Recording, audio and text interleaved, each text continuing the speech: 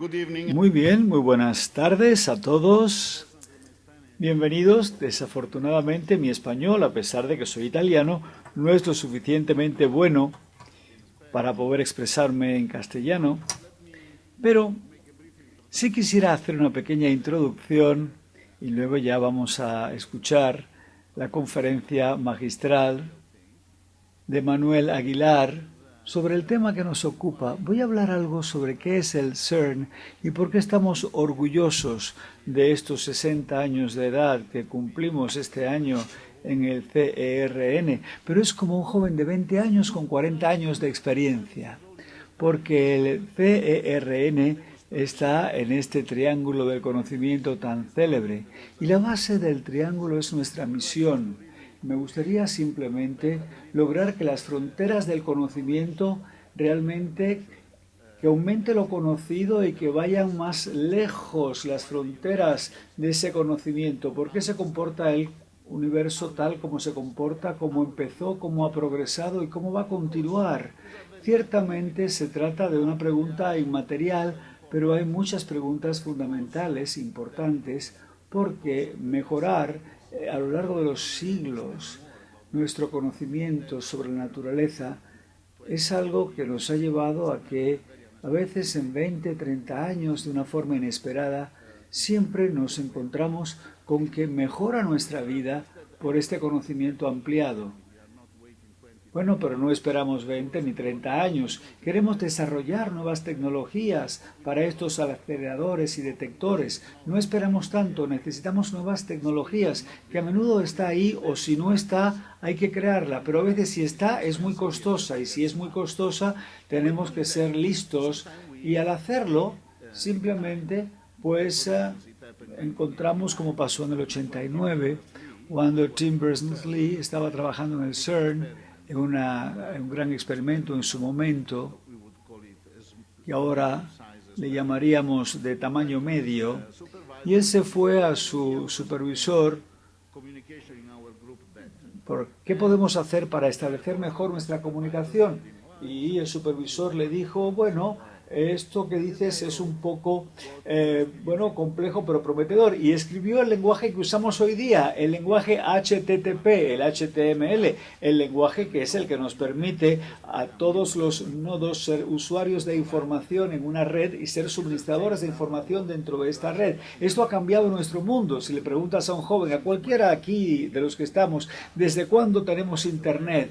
Pues la web está con nosotros. Te dirá, bueno, pues después que Colón descubrió América estaba Internet ahí. Pero esto no es cierto, porque, pues es suficientemente joven y los que no somos tan jóvenes sabemos que no teníamos Internet.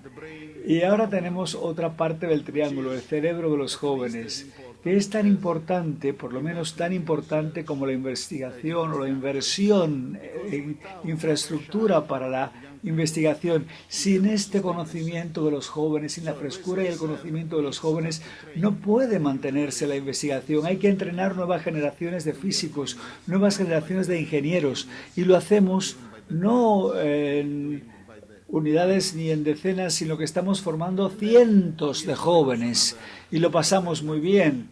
Tenemos pues algo maravilloso, como hacemos investigación fundamental, pues realmente lo que pueda parecer complejo desde afuera es simple y maravilloso porque se basa en unas pequeñas reglas que es el método científico y podemos de esta forma aunar gente de muchas nacionalidades, sin que importe ni la religión ni la política. Hoy día en el CERN tenemos más de 100 nacionalidades representadas, trabajando juntos, codo con codo.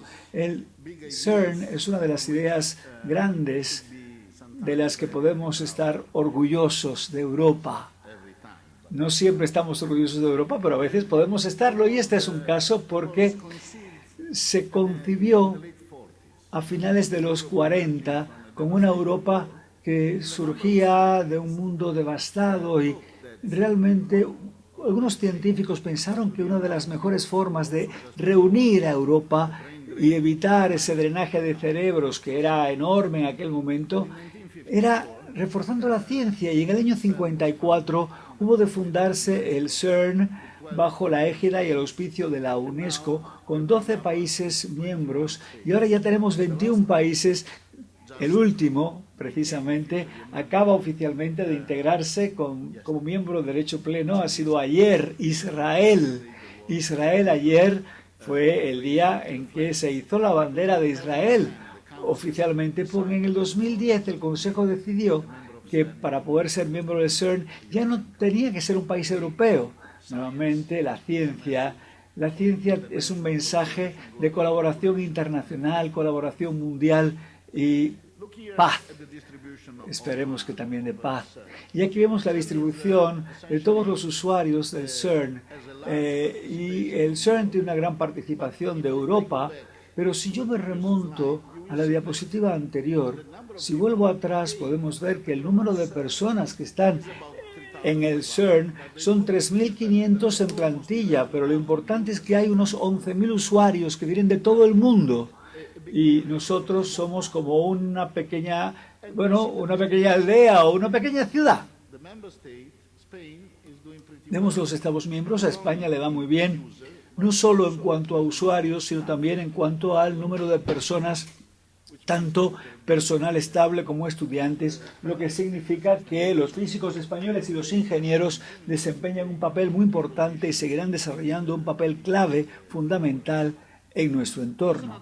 Y aquí tenemos otras buenas noticias. La distribución por edades que nos dice que nos va muy bien.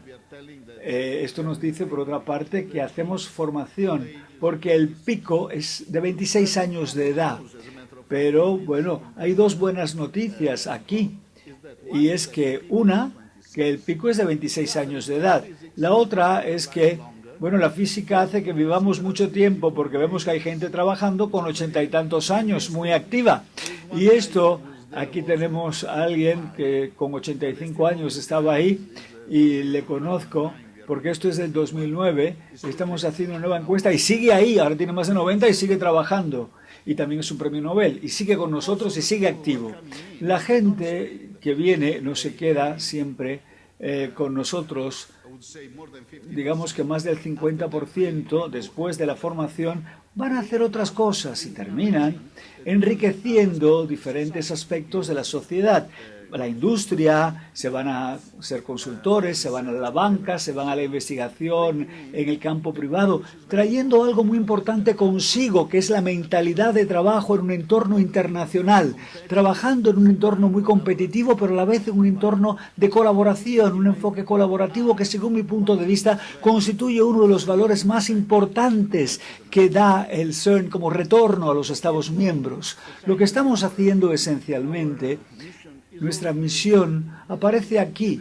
Esto es una descripción de nuestro universo que surgió hace unos 14.000 millones de años de una fluctuación del vacío, el Big Bang.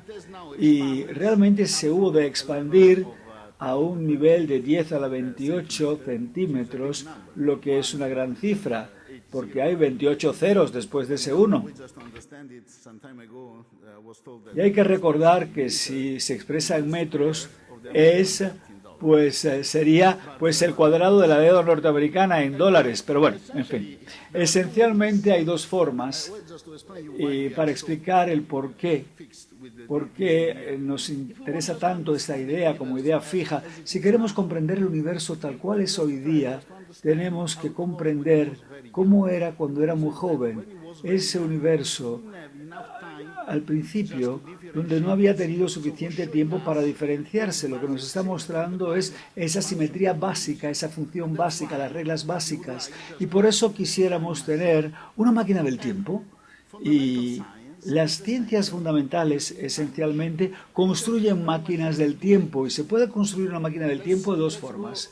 Vamos ahora a ver aquí, es la misma imagen, y ahora en una regla, ¿no?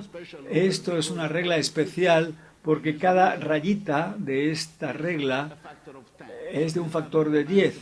Esta es la dimensión del universo, que es 10 a 28 centímetros, si quieres imaginarlo como un número enorme con 28 ceros. Y esta es la dimensión 10 a la menos 32 centímetros, una dimensión muy pequeña, que es la longitud de la cuerda primordial. Es algo que, bueno, desde el inicio, algo cerca, primitivo, desde el inicio. Y aquí tenemos que es muy lista esta regla, porque la escala del metro está en el centro. Entonces, para hoy voy a poner aquí en el centro del universo a quien nos acoge en este encuentro. Lo voy a poner en el centro, por el día de hoy. Bueno, y hay dos formas. Si nosotros queremos remontarnos y estudiar cómo era el universo cuando era muy joven, podemos ver objetos muy distantes. Mientras más lejanos y mientras más miras hacia atrás en el tiempo, si ves una galaxia estamos a 1000 millones de años luz de distancia, como la información va a la velocidad de la luz como máximo, ahora tenemos el universo, lo vemos como era hace 1000 millones de años atrás, y mientras más atrás miremos, más atrás los remontamos, pero llegas a un punto que está situado a 380.000 años después del Big Bang, que el universo estaba tan caliente y tan denso que toda la luz que se emitía se reabsorbía, no era transparente. Tenemos un tipo de pared en la que no se puede ir más allá. Y entonces, para ir más allá, tenemos muchas formas en las que en lugar de ver la luz, vemos otros mensajeros con estos instrumentos maravillosos que tenemos. En la conferencia os vamos a dar algunos ejemplos, el orador os lo dará, pero podemos fabricar en casa un Big Bang pequeñito, por supuesto. No podemos permitirnos lo que sería la factura de electricidad, y lo haces por un pequeñísimo lapsus de tiempo y en un volumen muy pequeño, pero esencialmente lo que haces es calentando con mucha energía, con rayos de altísima energía, reproduces en un tiempo pequeñísimo las condiciones que estaban cerca del inicio del universo, y mientras más alta es la energía, más cerca te aproximas al origen. Y ahora con el LHC estamos estudiando el universo como era una millonésima de segundo después del Big Bang. Con el gran acelerador de hadrones estamos estudiando esto. Y esto es muy importante porque de esta forma podemos volver a crear partículas. Recreamos partículas y condiciones que ya no están presentes en el universo, pero que eran necesariamente fueron formadas así. Esto conceptualmente es un poco más difícil en la vida real, porque para poder hacer esto hay que crear, digamos, la empresa científica mayor que la universidad jamás haya soñado, que es algo más complejo, mucho más complicado que el hacer pues que un hombre llegue a la luna o todo lo demás. Es muchísimo más difícil. Y por eso tenemos 27 kilómetros de un anillo superconductor a una temperatura de menos de 2 grados por encima del cero absoluto. Y para grandes experimentos, aquí tenemos, la máquina es el microscopio, y entonces lo que hacemos es ver esta colisión y estudiar esa partícula. Y si tenemos suerte con esta máquina, podemos ver en el 2012, como fue el año pasado, tuvimos la suerte de haber encontrado, haber distinguido, por lo que buscábamos desde hacía tanto tiempo. Y desde el año 64, que fue concebida la idea, tardó 50 años en probarse esta idea, que con muchas teorías la naturaleza había decidido que sí que era un enfoque correcto, y esto era muy importante como elemento histórico. Por ejemplo, el bosón de Higgs, y los economistas lo encontraron como importante. No es una revista científica, The Economist, pero sin embargo se ve que esto no es, digamos, algo solo como gran paso adelante para la física, sino para la ciencia en general, y se reconoce por muchos ahí en Estocolmo que le dieron a Peter Higgs y a Oglev, le dieron este premio de reconocimiento con el premio Nobel que les ha hecho tan felices. Y también a nosotros, que estamos felices porque en la motivación esto aparecía claramente que esto era debido a la existencia del CERN que se había conseguido. todo ello. Y entonces, por supuesto, podéis preguntar, bueno, eso está muy bien, podéis decir, pero estamos ante una crisis y tenemos que hacer cosas que se puedan utilizar ahora. Y podemos decir que a pesar de la crisis, sí, tenemos cosas que estamos utilizando ahora y muchas, porque estamos acumulando muchos conocimientos, muchísimos, en tecnologías que se pueden utilizar en la medicina, por ejemplo. Y yo podría pasarme toda una tarde contando lo mucho que se ha logrado en la medicina moderna gracias a estos trabajos de física de partículas, pero simplemente hay que recordar, como un ejemplo, que se pueden tratar tumores de una forma más eficaz y efectiva, en una forma que lesiona menos, utilizando ahora protones, utilizando de esta forma tener mejores imágenes, basándonos en los detectores que se crearon para estudiar partículas. Tenemos el escáner por tomografía de emisión de positrones y tenemos la parte de los ordenadores, ese paradigma que ha cambiado la forma, Internet, el intercambiar información con este cambio en cuanto a la potencia de los ordenadores y el procesamiento y la información a que tenemos acceso hoy día. La formación la tomamos muy en serio porque empezamos desde el principio de una gran multiplicación del conocimiento de un profesor. Formamos primero formadores, más de 1000 profesores, porque un buen profesor va a motivar a miles de estudiantes y esta es la base. Esto es, digamos, lo más importante, son nuestros agentes en la sociedad y a España le va muy bien, pero podría hacerlo aún mejor. Hay países que están invirtiendo mucho en este programa, que no es demasiado costoso porque el CERN realmente da apoyo financiero parcial a ello. Y un programa muy importante es que vienen los enseñantes que se forman y vuelven a sus países con material listo ya para enseñar a sus estudiantes. Esos profesores se forman y tenemos programa donde unos 250 jóvenes cada año, al principio vienen antes de decidir qué hacer más tarde en su vida, vienen a nosotros y les damos 3 meses de contacto donde se sumergen en el entorno de la investigación. España en el CERN, con una gran tradición, y le va muy bien a España en muchos experimentos, le va estupendamente desde el punto de vista de la contribución intelectual, pero también le va muy bien a España en cuanto a lo que tiene como retorno en la industria cada año, porque vimos al inicio una de las más grandes experiencias, el experimento Atlas, donde vimos estas bobinas gigantes de 25 metros de largo, 5 metros de ancho y 2,5 metros de altura, se fabricaron en España. Las bobinas se fabricaron en España y ciertamente es algo de altísima tecnología, porque esto realmente necesita un altísimo nivel de vacío. Toda la soldadura requiere una altísima tecnología que fue establecida gracias a la colaboración con el CERN, y ahora esta industria es una de las empresas líderes en su campo en Europa, esa empresa española. Y hay muchos ejemplos. A pesar de la crisis, España lo ha logrado. España ha logrado, con la ayuda, por supuesto, de la infraestructura del CERN, aumentar el número de estudiantes, de solicitudes, por lo tanto, exitosas para irse a formar al CERN. Y lo ha logrado España, y yo no quisiera hablar por más tiempo, quiero terminar mi presentación aquí y voy a dar la palabra a nuestro amigo Manuel Aguilar Benítez de Lugo, quien entrará en el tema que nos interesa. Gracias a todos por la atención prestada.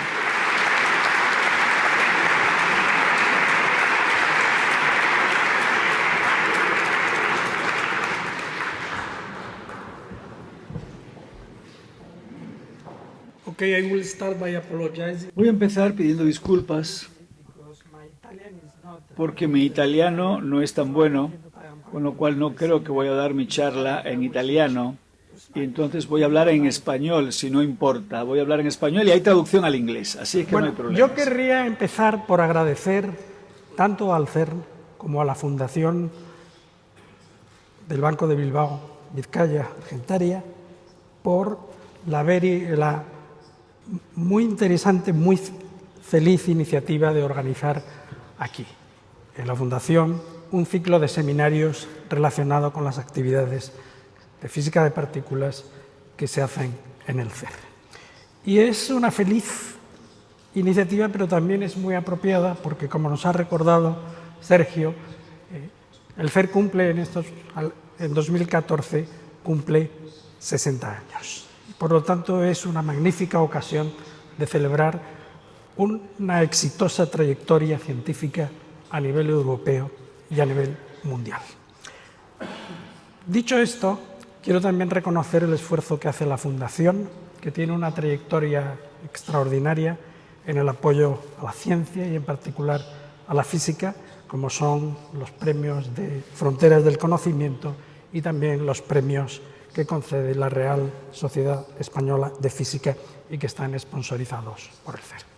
Y dicho eso, tengo ahora que hacer alguna advertencia, una especie, lo que llaman los americanos disclaimers, y es que resumir la historia del descubrimiento de las partículas elementales o partículas subatómicas en 45 minutos, en una hora, es una tarea que no está al alcance de mis menguantes aptitudes. Y por lo tanto, el propósito de mi conferencia es generar curiosidad en la audiencia y motivar su asistencia al resto de las conferencias, en donde verdaderos especialistas detallarán algunas de las cosas que yo simplemente me voy a limitar a esbozar. Aristóteles, que era un hombre optimista, hace 2400 años hizo una declaración, a mi entender, atrevida. Afirmaba que todos los hombres, por naturaleza, ansían conocer. Pero poco después se dio cuenta que había ido demasiado lejos y entonces matizó. No todos los hombres, sino, en fin, una parcela de ellos. Y distinguía entre los ignorantes, que afirman, los sabios que dudan y reflexionan. Desde esa época ha habido, el origen de la civilización, ha habido personas que se han preocupado de cuestiones importantes, como el origen, la evolución y la composición del universo, el origen y la evolución de la vida y el origen de la consciencia. Y de lo que yo voy a hablar aquí es, siguiendo ya lo que ha dicho el profesor Bertolucci, es acerca de cuestiones relacionadas con el universo. ¿De qué está hecho? ¿Cómo está hecho? ¿Cómo se ha creado?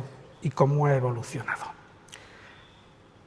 Las disciplinas científicas que tratan estas cuestiones son la astrofísica, la física de partículas elementales, la física nuclear y la cosmología. Steve Weinberg, premio Nobel de Física en el año 78, uno de los creadores del modelo estándar, considera que el esfuerzo para entender el universo es una de las muy pocas cosas que eleva la vida humana un poco por encima del nivel de la farsa y le da algo de la elegancia de una tragedia. Tampoco hay que pasarse, pero en fin. Lo que sí es cierto es que en los últimos 100 años se ha avanzado mucho en la comprensión de lo infinitamente pequeño y de lo infinitamente grande, desde el microcosmos hasta el cosmos. Afortunadamente queda mucho por conocer para rellenar los huecos en el conocimiento de lo ordinario y de lo extraordinario. Sergio me ha facilitado ya la tarea y no voy a detallar lo que hemos aprendido en relación con la evolución del universo, que surge aproximadamente 14.000 millones de años como consecuencia de una fluctuación mecanocuántica del vacío. Y tenemos imágenes fijas, como él ha dicho, de cuando se libera la radiación electromagnética 380.000 años después del Big Bang. Tenemos realmente una foto de cómo era el universo en aquella época temprana.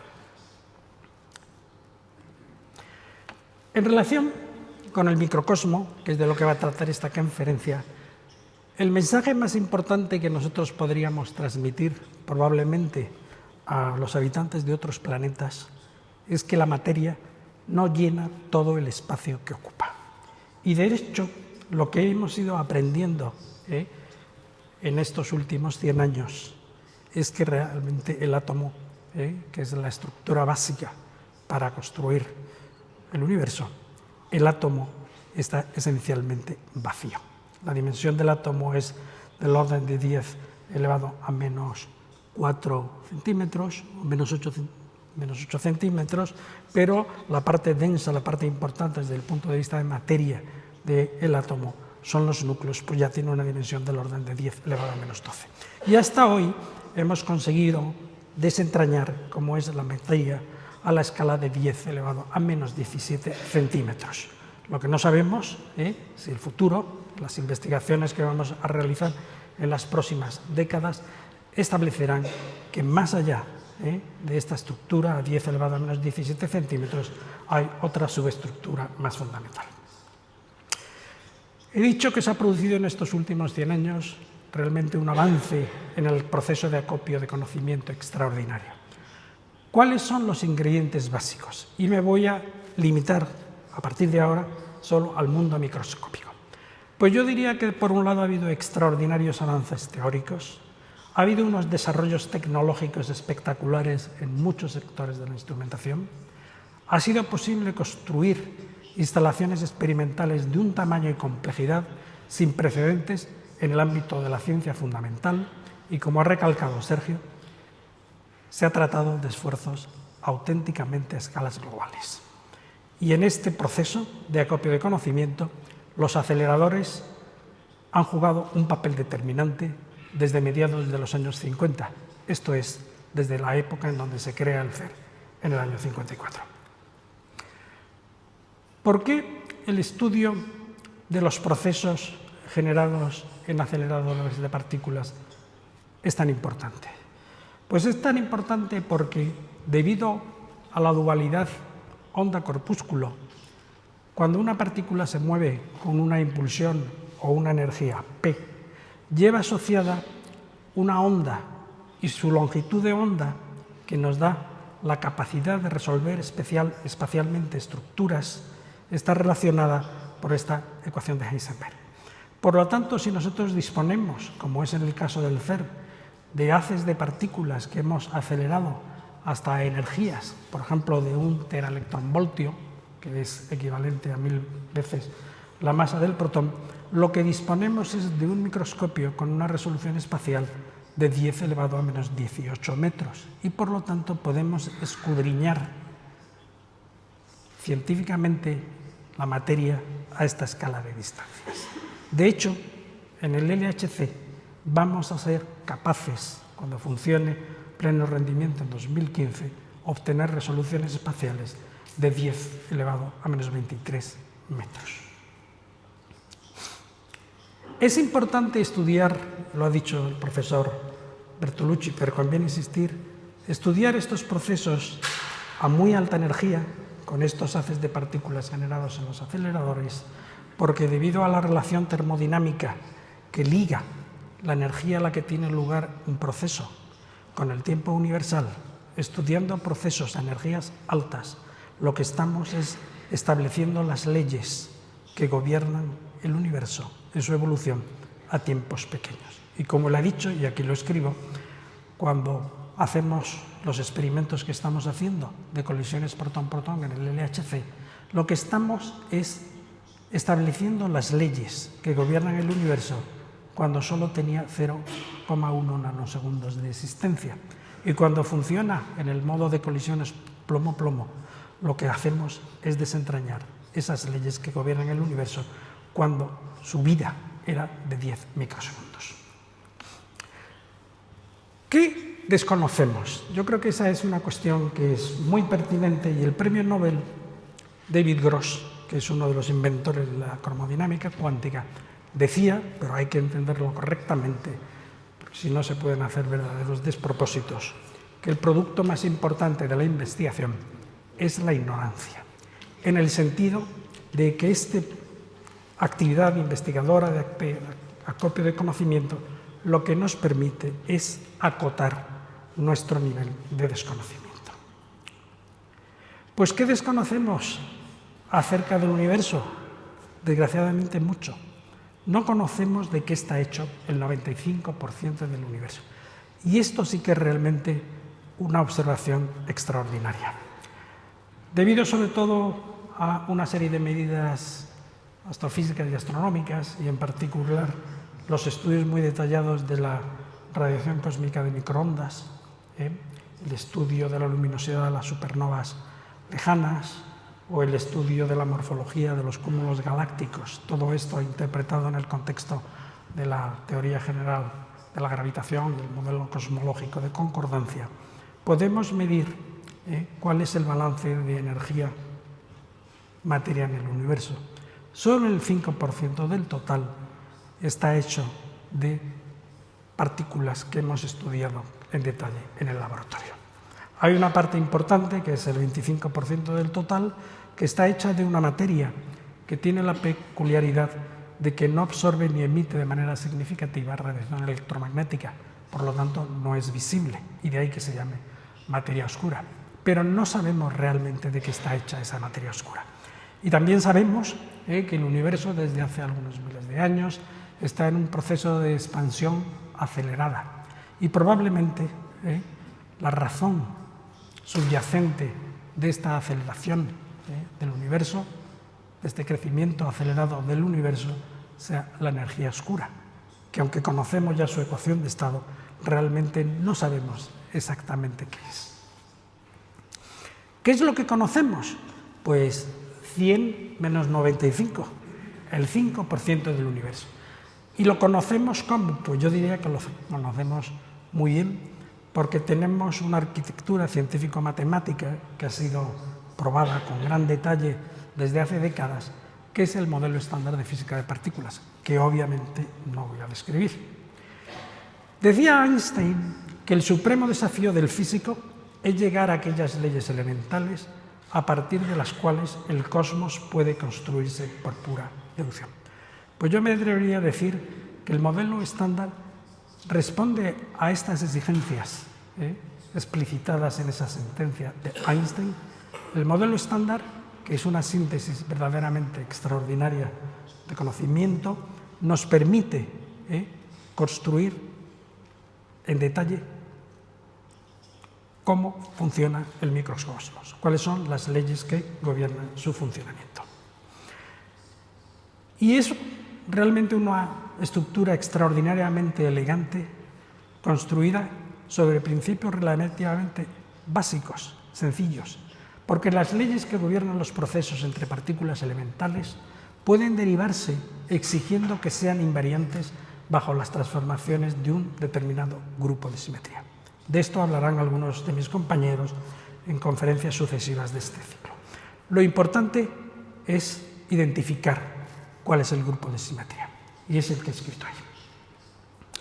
Como he dicho, es un ejemplo paradigmático de síntesis científica, es una de las grandes creaciones científicas del siglo XX, es una teoría conceptualmente simple, tiene un extraordinario poder predictivo y tiene tres grandes pilares.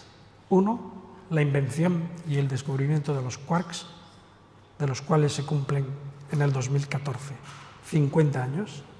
La descripción unificada de fenómenos muy diferentes en apariencia, como son los fenómenos electromagnéticos y los fenómenos generados por la fuerza débil, como puede ser la radioactividad o la generación de energía en el interior de las estrellas, y comprensión profunda de la fuerza fuerte, que es la fuerza que asegura la cohesión de los nucleones en el interior de los núcleos. En el modelo estándar hay partículas de materia y partículas de fuerza, y hay interacciones, que es la manera en cómo las partículas de materia se asocian con las partículas de fuerza. Y una de las cosas extraordinarias de este modelo estándar de física de partículas es que, como ya he dicho, fenómenos muy distintos, como los fenómenos electromagnéticos, y muy distintos por rango de acción y por intensidad de los fenómenos mediados por la fuerza débil, como repito, puede ser la generación de energía en el interior de las estrellas o todos los fenómenos radioactivos, estos tienen un origen común. Esta unificación de los fenómenos del tratamiento de los fenómenos electromagnéticos y los fenómenos mediados por la fuerza débil tiene, en mi modesta opinión, la misma importancia que la identificación de la masa inercial y la masa gravitatoria propuesta por Isaac Newton a finales del siglo XVII, o por Maxwell a mediados del siglo XIX, cuando llegó a la conclusión que los fenómenos eléctricos y los fenómenos magnéticos tenían su misma razón de ser. El modelo estándar de física de partículas tiene una peculiaridad, y es que todas las partículas en principio tienen que ser cero, un hecho que está no confirmado por las medidas experimentales. Todas las partículas que he mencionado anteriormente, o la mayoría, son partículas masivas, aparte del fotón que tiene masa cero, los gluones que tienen masa cero y probablemente el gravitón que también masa cero. Esto es, de acuerdo con Thomas Huxley, una gran tragedia. Él escribía hace bastante tiempo que la gran tragedia de la ciencia es la muerte de una bella teoría por un hecho desagradable, como es en este caso que las partículas sean masivas. Todos estos señores que están en esta transparencia, Engler, Broad, desgraciadamente fallecido hace un año, Peter Higgs y Guralnik-Kibble y Hagen, propusieron una solución a este problema sorprendentemente antes de que el problema estuviera realmente bien precisado, porque, como he dicho antes, el modelo estándar, el grupo de simetría que es relevante, solo se estableció en el año 1967. Esto que he dicho es relativamente sencillo. El modelo estándar es algo más complejo en sus detalles, y esta es una foto de algunas de las interesantes ecuaciones y de las personas que en determinados momentos hicieron este extraordinario desarrollo. Como ha dicho el profesor Bertolucci, después de muchos años de esfuerzos intensos, y hablaré algo al final de la conferencia cuando especifique cuáles han sido las contribuciones del CERN a este extraordinario campo de conocimiento, el 4 de julio del 2012 se presentó en el CERN evidencia experimental suficientemente significativa para afirmar que una partícula con propiedades muy similares a las predichas por la partícula que se conoce como bosón de Higgs había sido descubierto en dos experimentos, Atlas y CMS. Con esto, con el descubrimiento del bosón de Higgs, se podría afirmar que rellenamos el hueco en el conocimiento de lo ordinario, de ese 5% de materia y energía del universo. Hay algunos problemas por resolver, pero de eso hablarán mis compañeros en este ciclo de conferencias. Este descubrimiento mereció en el año 2012 el hito por la revista Science, hito científico del año. En octubre de este año, el Premio Príncipe de Asturias 2013 de Investigación Científica y Técnica fue concedido a François Englert, Peter Higgs y al CERN.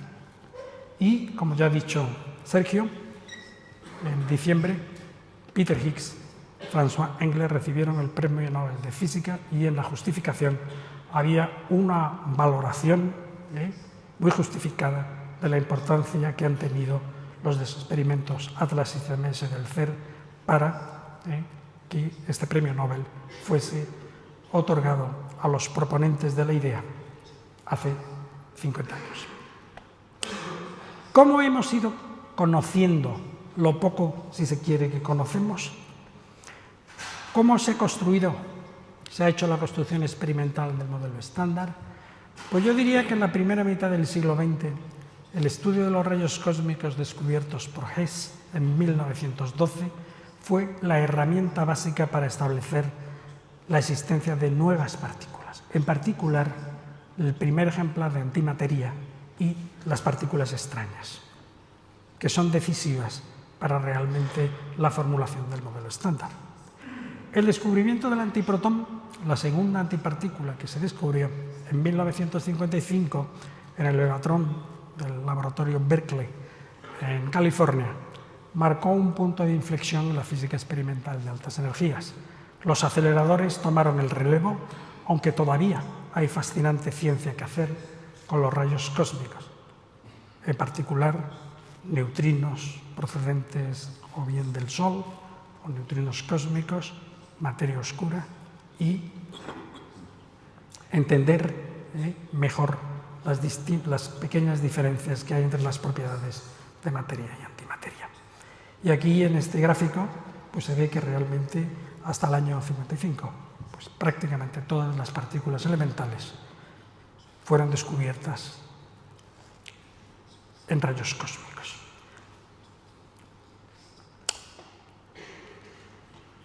El estudio de los rayos cósmicos se ha hecho fundamentalmente en los grandes observatorios.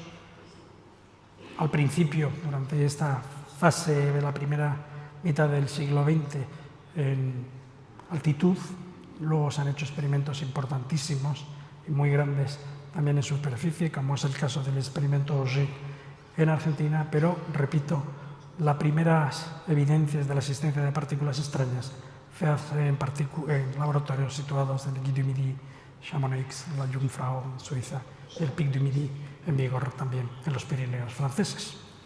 Y a partir de los años 50 surgen estos grandes laboratorios con grandes instalaciones científicas, básicamente aceleradores, y el primero de ellos fue el Berkeley, el laboratorio Lawrence en Berkeley, empieza a funcionar en el año 31, Laboratorio Nacional de Brookhaven en el 47, el laboratorio alemán en las proximidades de Hamburgo en el 59, SLAC en Stanford, el campus de la Universidad de Stanford en el 62, Fermilab en el 67 y el CERN en el año 54. Hay más laboratorios de reciente creación, algunos en Rusia, algunos en Japón, que no voy a mencionar. Voy a pasar revista, sin detenerme mucho, en cuál es la historia de los descubrimientos, porque hacer el acopio de conocimiento que nos ha permitido validar el modelo estándar, que es la teoría que describe los procesos a la escala microscópica, ha sido un camino largo, un camino arduo, con montones de protagonistas de excepción. Y yo lo he dividido arbitrariamente en una serie de épocas y voy a decir algunas cosas sobre cada una de estas épocas.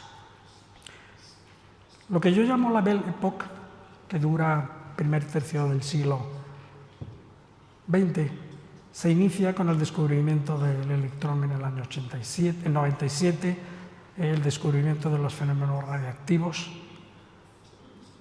el descubrimiento del núcleo atómico por Rutherford en 1911, utilizando una técnica que conceptualmente es la que se sigue utilizando, que es hacer colisiones de partículas de una determinada energía con blancos fijos o en movimiento, y años más tarde descubre el núcleo del átomo de hidrógeno, que es el protón.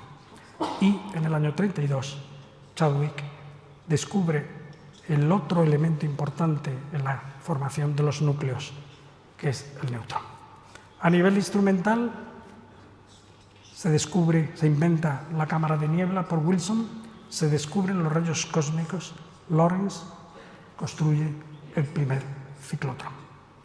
Y a nivel teórico, se sientan las bases para la formulación de teorías que traten de describir los fenómenos a la escala microscópica. La teoría de la relatividad restringida, que establece la relación entre masa y energía, y una nueva relación entre espacio y tiempo, y la teoría general, que establece esta relación entre la geometría del universo y la distribución de masa en el universo. Einstein formula que el fotón tiene también naturaleza corpuscular, se desarrolla la mecánica cuántica, que es el soporte teórico para las teorías de física de partículas. Dirac propone, cuando formula la ecuación relativista del electrón, la existencia de una antipartícula del electrón, y Pauli se atreve a formular la posible existencia, a proponer la posible existencia de una partícula neutra, que es el neutrino. Es interesante señalar que cuando Dirac formuló su teoría, la ecuación del electrón, realmente los círculos científicos pensaban que se trataba de un ejercicio puramente académico, sin interés aplicativo ninguno. La tomografía por emisión de positrones es una de las numerosas consecuencias de que sea posible fabricar antimateria. Y lo mismo pasó con el neutrino, pues nadie entendía muy bien para qué servía, salvo para prevenir que no se violase la conservación de la energía, pero realmente el neutrino ha sido pieza esencial en entender cómo funciona el mecanismo de generación de la energía, por ejemplo, en el interior del Sol. Y estas son una serie de fotos sobre las que no me voy a entretener, de los protagonistas principales de esta primera fase. Las experiencias en rayos cósmicas exigían personalidades incluso temerarias, porque había que subir en globos hasta 8 o 15.000 metros para demostrar que la aparente ionización espontánea del aire no disminuía con la altitud, sino que al contrario aumentaba y que por lo tanto se debía a una fuente externa procedente del espacio exterior. Lorentz fue el primero en desarrollar un acelerador de partículas. Este es uno relativamente pequeño, de 1 metro aproximadamente de diámetro. El LHC o el precedente LEP ya tienen circunferencias del orden de 27.000 kilómetros. Los aceleradores, los que construyó Lorentz y sus colaboradores, fueron instrumentos diseñados y construidos para explorar la naturaleza microscópica de la materia. Sin embargo, hoy en el mundo debe haber unos 20.000 aceleradores, de los cuales solo unas decenas se utilizan para hacer investigación fundamental.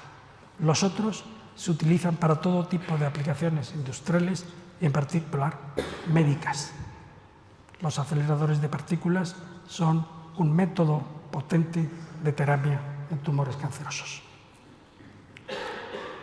Dirac y Pauli, de los que yo he hablado. La segunda fase la llamo la Edad Media y ya empieza con el trabajo de un científico excepcional como fue Fermi, que formula la teoría de la desintegración beta, como el neutrón se desintegra, protón, electrón y neutrino. Pontecorvo establece la hoja de ruta de los descubrimientos futuros en el sector de los neutrinos. Feynman, Schwinger, Tomonaga y Dyson en 1947 formulan la primera teoría cuántica de campos de una determinada clase, la clase Gauge, la electrodinámica cuántica, que explica todos los fenómenos electromagnéticos con una precisión excepcional, y al mismo tiempo hay descubrimientos experimentales importantísimos.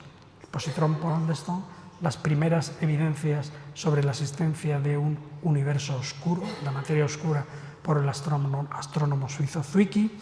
Anderson y Neddermeyer descubren estudiando las cascadas inducidas por rayos cósmicos en la atmósfera el pariente pesado del electrón, el muón.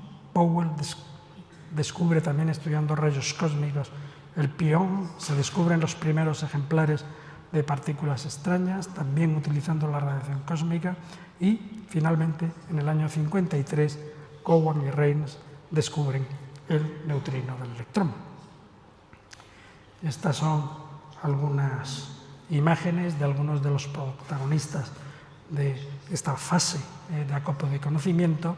Ahí en la pizarra se ve a Fermi y, para mi sorpresa, la expresión de la constante electromagnética alfa que él escribe es incorrecta. La correcta es la que está en el cuadro, lo cual prueba que hasta los genios de vez en cuando tienen pequeños deslices, sobre todo cuando están frente a la pizarra. Esta es una fotografía de la primera partícula extraña descubierta en el año 47, en el estudio de las radios cósmicas, el experimento de Reines y Cowan, que fue un experimento relativamente atrevido, mirando los flujos que procedían de una central nuclear en Savannah River. Era, de todas maneras, una iniciativa relativamente cautelosa, porque anteriormente querían haber estudiado la posible producción de neutrinos en explosiones nucleares, un experimento planificado para hacerse, creo que en Los Álamos, pero el Ministerio de Defensa americano, como todos los ministerios de defensa que se preocupan del cuidado de los ciudadanos, decidieron que aquello era probablemente una iniciativa un poco arriesgada. No se pudo hacer. Los artífices de la electrodinámica cuántica. Con el año 54 empieza lo que yo llamo los buenos viejos tiempos, porque es a partir de ese momento donde el CERN adquiere protagonismo en este gran proceso de acopio de conocimiento. Se empieza entre el 53 y el 54 con la invención de las cámaras de burbujas, se construye el Betatron, en donde se descubre el antiprotón. El grupo de Álvarez en Berkeley descubre montones de partículas elementales que dejan de ser elementales debido a la cantidad de partículas que se están detectando. Lederman, Schwartz, Steinberger descubren el segundo neutrino. El grupo de Samios, en el que yo trabajé, desgraciadamente años más tarde, descubre el barión omega-. Hay un fenómeno extraordinario que se pone de manifiesto por Cronin y Fitch en el año 64, que es la violación de una de las simetrías. Sharpak inventa la cámara de hilos en el CERN en el 67. Por este descubrimiento recibiría el premio Nobel de Física en el año 92. Y los quarks dejan de ser una entelequia y se convierten en una realidad gracias al experimento del MIT SLAC a finales de los años 60. En el CERN, Van der Meer descubre el enfriamiento estocástico de protones y en el año 73 Lagarrigue, Musset y la colaboración Gargamel descubren un nuevo proceso esencial para la formulación del modelo estándar, las corrientes neutras. Desde el punto de vista teórico, se hace la hipótesis de que la paridad es una simetría violada en los procesos débiles, y es la doctora Wu quien descubre experimentalmente la existencia de ese fenómeno. Gell-Mann, Neyman y Zweig proponen un sistema para clasificar esa multitud de partículas que surgen en los experimentos en los aceleradores, y como consecuencia de esa clasificación surge la idea de los quarks, propuesta de manera independiente tanto por Gell-Mann como Zweig. Como ya he dicho anteriormente, Broad, Engler y Higgs proponen el mecanismo de la rotura espontánea de la simetría electrodébil, y el modelo estándar se formaliza hacia el año 67 y se hace verdaderamente teoría rigurosa hacia el año 73 gracias a los trabajos de Toft y Bellman. Kobayashi y Mascaba en el año 73 anticipan que tiene que haber un número alto de quarks. Eso lo hacen cuando solo se conocían 3, y Gross, Politzer y Wilczek formulan la teoría cuántica que explica los procesos que son responsables de la cohesión nuclear. Estas son algunas fotos de las cámaras de burbujas. A la izquierda está la gran cámara de burbujas del CERN, el descubrimiento del antiprotón. Luis Álvarez, premio Nobel de Física en el año 68, que fue la persona que construyó grandes cámaras en Berkeley y descubrió gran parte del zoo de partículas elementales.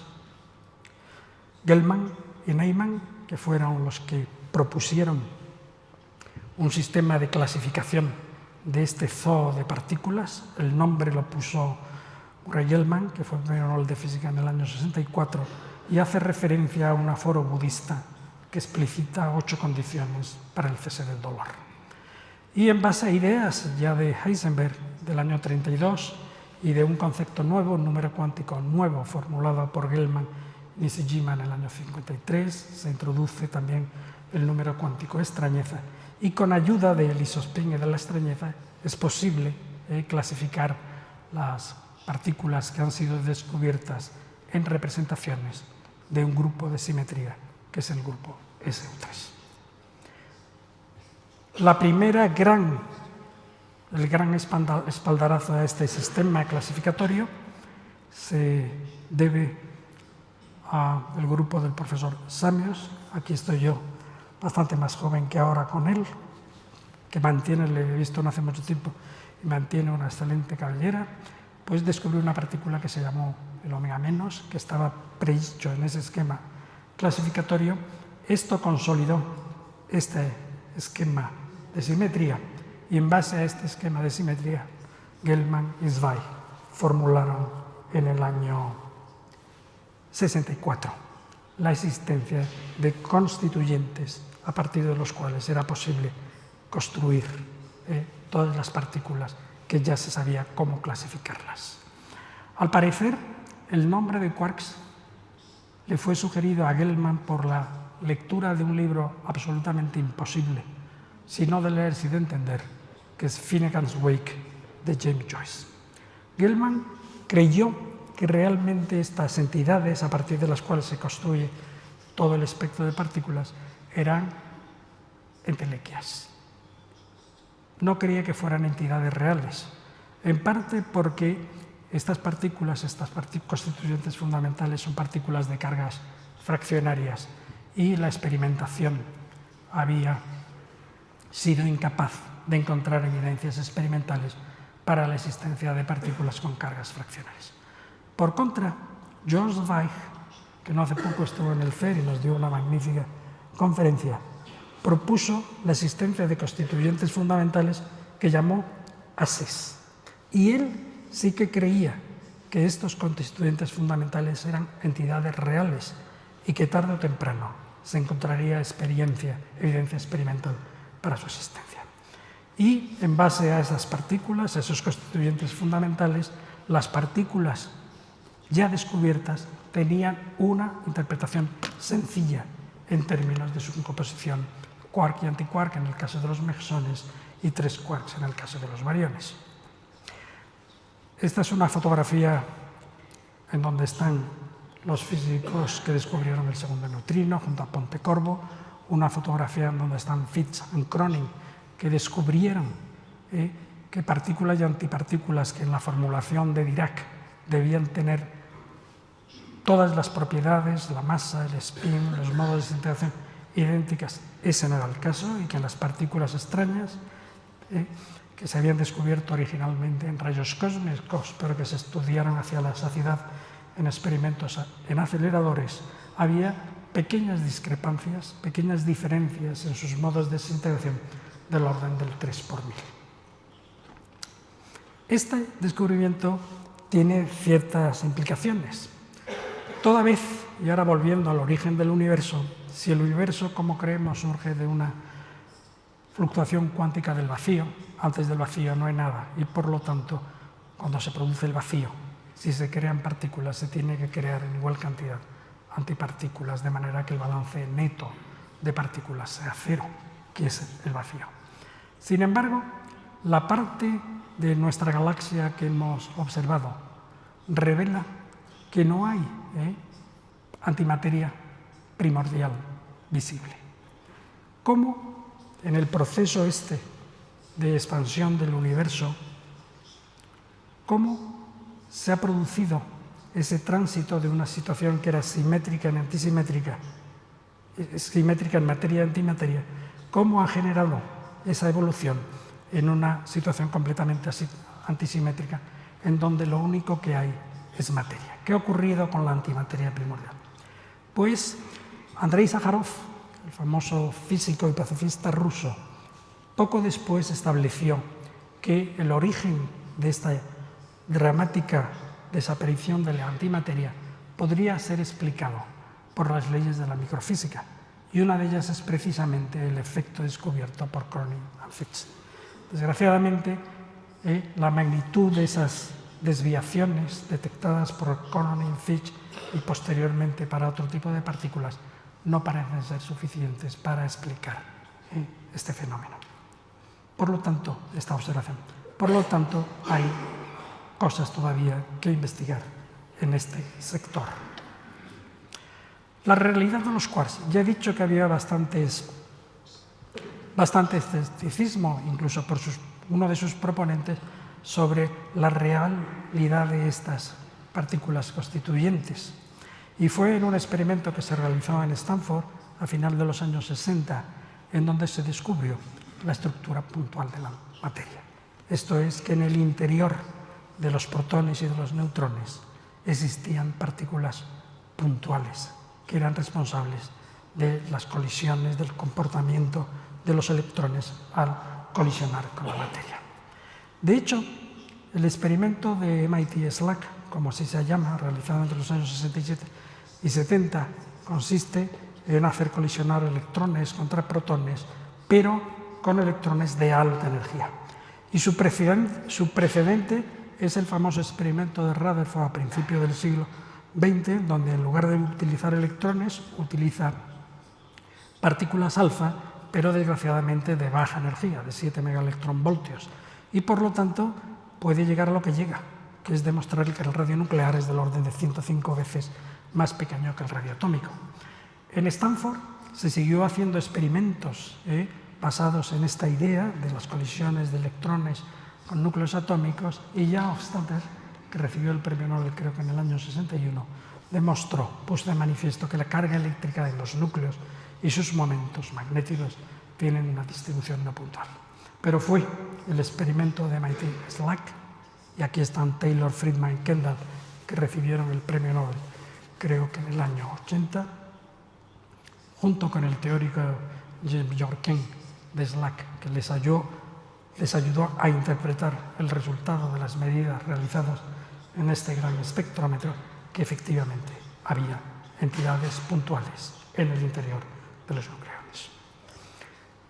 Otra etapa importante es lo que se ha denominado la Revolución de Noviembre, que sirve para validar el modelo estándar de partículas elementales, el descubrimiento del quark C, lepton-tau, el quark B, la realidad de los gluones en Petra, el descubrimiento de los bosones vectoriales por Ruggie y van der Meer en el CERN, la construcción del LEP, la medida en LEP del número de neutrinos, la validación de la estructura mecánico-cuántica subyacente del modelo estándar electrodébil, con el descubrimiento de las correcciones radiativas, el descubrimiento del quark T en el tevatrón, en experimentos en donde Sergio tuvo una participación extraordinariamente activa, y, como ya ha contado Sergio, la invención del web en el CERN en el año 89. Y, aunque no estrictamente relacionado con la física de partículas elementales, el descubrimiento de las anisotropías del fondo cósmico de microondas por Matei Smuth en el año 92, que nos ha permitido cuantificar de qué está hecho en energía y materia el universo a día de hoy y en el momento de cuando el universo tenía solamente 400.000 años de existencia. Y aquí son una de las personalidades de esta penúltima fase, y la era contemporánea la inicio en el año 98, cuando se descubre que los neutrinos tienen masa no nula, cuando se descubre la expansión acelerada del universo, cuando el CERN construye el LHC, y finalmente, como colofón, el descubrimiento del bosón de Higgs en el CERN. Y estas son algunas de las fotos, no me entretengo, voy a terminar recordando dónde estamos. Por un lado, creo que con el descubrimiento del bosón de Higgs se ha rellenado el hueco en el conocimiento de lo ordinario, pero siguen quedando algunas cuestiones pendientes: entender mejor la naturaleza de los neutrinos, entender la jerarquía de sus masas,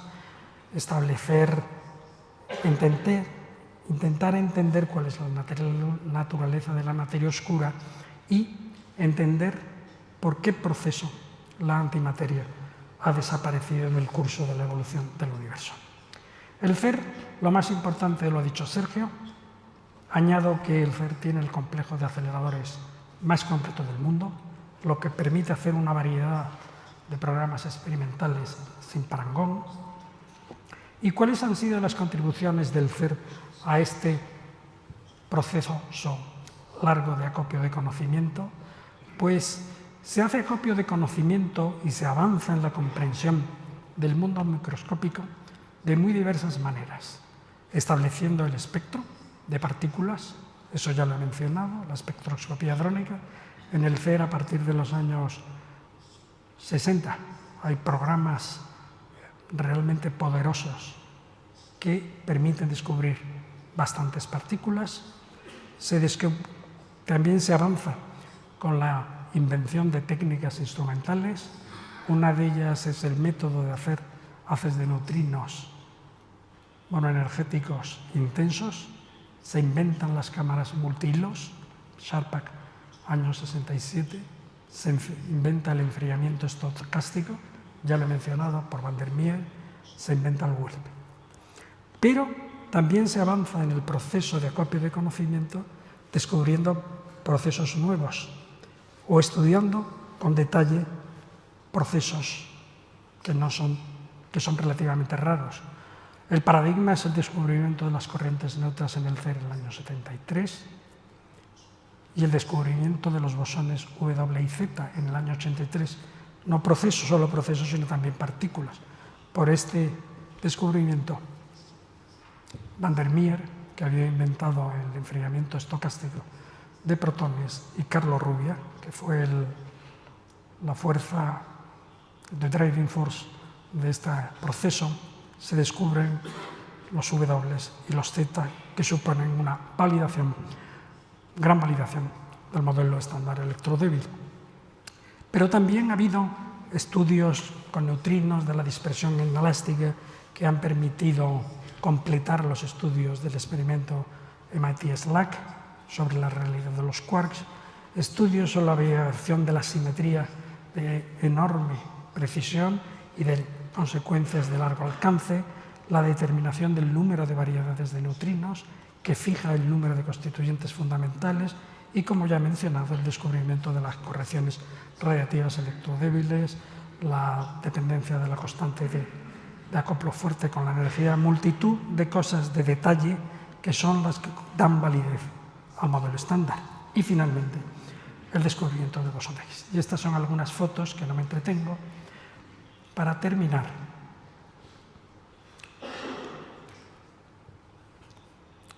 Con el LHC lo importante lo ha dicho Sergio. Estos son los principales objetivos científicos. Ha sido un proyecto global en el espacio.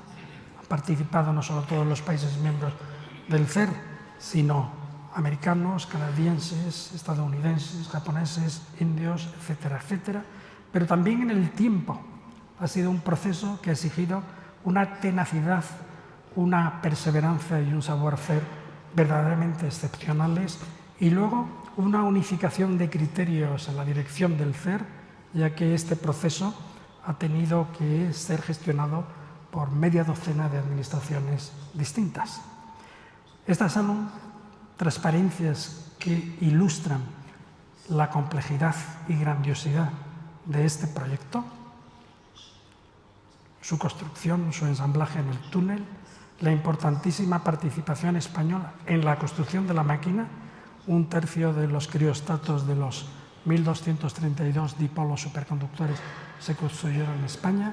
1/3 de los componentes de la línea criogénica por donde circula el helio líquido superfluido, que a la postre enfría la red magnética a la temperatura de 2 grados por encima del cero absoluto. La construcción de la nave experimental en donde se instaló uno de los 2 experimentos que descubrieron el bosón de Higgs, el área 5, donde está CMS, y aproximadamente 2000 imanes correctores superconductores, entre otras contribuciones. Los experimentos los ha mencionado Sergio, son experimentos realizados por verdaderos ejércitos de científicos y técnicos. Esta es una vista tomada en la parte superior de la zona experimental de CMS, la parte francesa del CER, y aquí hay del orden del 20% de lo que ha sido la colaboración, que totaliza un total de unas 3000 personas. Los experimentos son grandiosos. Atlas, 7500 toneladas. CMS, a pesar de llamarse compacto, 14.500 toneladas. Son estéticamente atractivos y, de hecho, como ejemplo, el escenario de la representación de la ópera de Troyen de Héctor Berlioz en Valencia está inspirado en Atlas. Estas grandes estructuras que ha señalado, que ha mencionado Sergio, son las que se construyeron en España, y también los grupos españoles y las industrias españolas han tenido una contribución muy visible de alta calidad tecnológica en la construcción de estos instrumentos. Ha mencionado también la computación grid, que es la fase siguiente del web. El web permite tener acceso a información distribuida, pero el grid lo que permite es tener acceso no solo a datos geográficamente distribuidos, sino a potencia de cálculo distribuido geográficamente. ¿Cuáles son las perspectivas? Yo, cuando me preguntan qué pienso que va a ocurrir en el futuro, me voy a los clásicos. Niels Bohr decía que predecir es algo muy difícil, sobre todo acerca del futuro. Y William Somerset Maugham dijo que ya era bastante duro conocer el pasado y que, por lo tanto, es insoportable conocer el futuro. La construcción del modelo estándar ha exigido un esfuerzo enorme, de 50 años, con cerca de 40 personas galardonadas con el premio Nobel. Ha sido muy exitoso. Seguirá siendo exitoso, pues, como ya algunos de mis colegas explicarán en próximas conferencias de este ciclo, hay una serie de cuestiones pendientes, hay multitud de ideas teóricas para extender la validez del modelo estándar. De momento, en el LHC, hemos buscado entre esas nuevas ideas, algunas de las cuales tal vez podrían materializarse en la etapa que he terminado de toma de datos del LHC, de momento con resultados negativos, pero obviamente el entusiasmo y el optimismo no decrece. El LHC va a seguir funcionando durante cerca de 2 décadas y, por lo tanto, hay que ser optimistas. Como decía David Gross hace un par de años, realmente la diversión científica, el proceso de acotar nuestro nivel de ignorancia, no ha hecho nada más que empezar. Y termino con 2 citas. Una optimista de Einstein, que nos dice que realmente lo más incomprensible del universo es que sea comprensible. Para llegar a ese nivel de comprensión se necesitan este tipo de esfuerzos globales, uno de cuyos ejemplos paradigmáticos es la ciencia que se hace en el CERN. Steve Weinberg es algo más pesimista y dice que, bueno, pues que sí, pero que cuanto más comprensible nos parece el universo, menos sentido parece tener. Muchas gracias.